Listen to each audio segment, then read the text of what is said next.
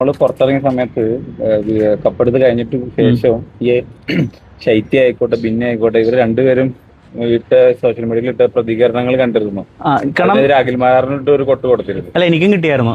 കാരണം ഇതെന്താന്ന് വെച്ച് കഴിഞ്ഞാൽ അവര് വിചാരിച്ചിരിക്കുന്ന തെറ്റിദ്ധാരണകളാണ്. ബിക്കോസ് ഇപ്പോ സൈബർ അറ്റാക്കുകൾ ഒരാളെ ആഹ്വാനം ചെയ്ത് വിടുന്നതല്ല, അത് അവർ മനസ്സിലാക്കണം. ബിക്കോസ് അവർ ചെയ്തതിൻ്റെയാണ് അവർക്ക് കിട്ടുന്നത്. അത് അവർ അപ്പോൾ ഒബ്വിയസ്ലി അനു ചെയ്താലും അനുവിന് കിട്ടിയിട്ടുണ്ട്.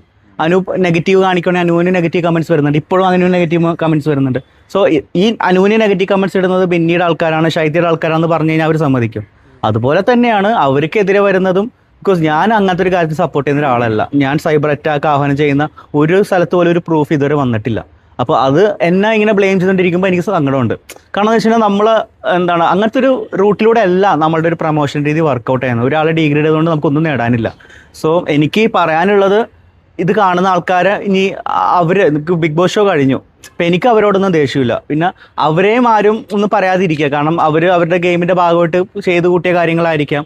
അതിനെ അവർ ബ്ലെയിം ചെയ്യാൻ പറ്റില്ല. അവരുടെ ഭാഗത്ത് നോക്കുമ്പോൾ അവർ ചെയ്തത് ന്യായമാണ്.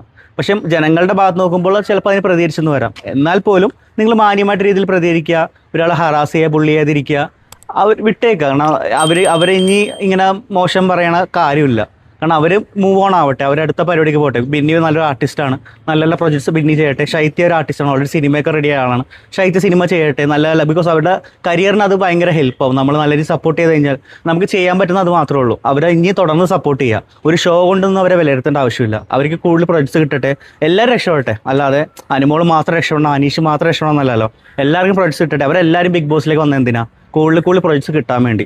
അക്ബർ ആയിക്കോട്ടെ നല്ല ടാലൻറ്റഡ് സിംഗറാണ്, ആര്യൻ നല്ലൊരു ആക്ടറാണ്. എല്ലാവർക്കും നല്ല ഫാൻ ബേസ് ഉണ്ടാവട്ടെ, എല്ലാവർക്കും പ്രൊജക്ട്സ് ഉണ്ടാവട്ടെ. ബിക്കോസ് ഞാൻ ആ ഒരു ഫ്രറ്റേണിറ്റി വർക്ക് ചെയ്യുന്ന ആളാണ്. എനിക്ക് അവരെ കൂടെ വർക്ക് ചെയ്യണമെന്ന് ആഗ്രഹമുണ്ട്. അപ്പോൾ എൻ്റെ കൂടെ വർക്ക് ചെയ്യേണ്ട ആൾക്കാരാണ്. നാളെയായാലും മറ്റന്നാൾ എൻ്റെ കൂടെ വർക്ക് ചെയ്യേണ്ട ആൾക്കാരാണ്. അതുകൊണ്ട് എനിക്ക് ഒരാളോടും അങ്ങനെ ചെയ്യാൻ പറ്റത്തില്ല, ഒരാളുടെ മോശം കാര്യങ്ങൾ ചെയ്യാൻ പറ്റത്തില്ല. അതുകൊണ്ട് അവർ നല്ല രീതിയിൽ എല്ലാവരും സപ്പോർട്ട്